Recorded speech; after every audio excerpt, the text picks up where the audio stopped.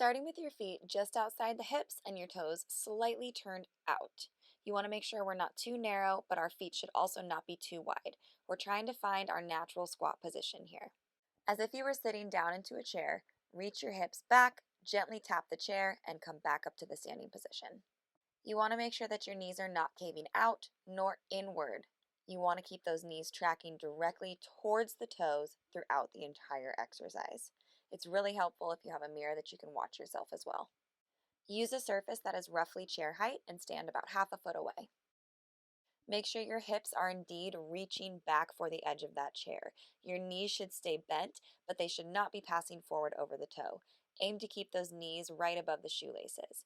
Your chest will drop, but make sure you're not rounding the spine. You should hinge at the hip only enough to help counterbalance your weight as you sit down and tap the edge of that chair. If you're feeling this in the knee joint, think about keeping the majority of the weight in your heels. If you fall backwards, that chair will catch you.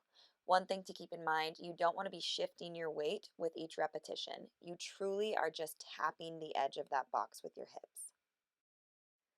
For increased intensity, now that we've mastered a regular chair tap, we're going to add a little hop in between each repetition. Keep in mind that all of your mechanics should stay the same. You still don't want those knees to be caving inward, and you also don't want them to be caving outward. Those knees should be tracking directly towards the toes throughout the entire exercise. Really focus on controlling your landing with these. You don't want to be landing with a stiff knee.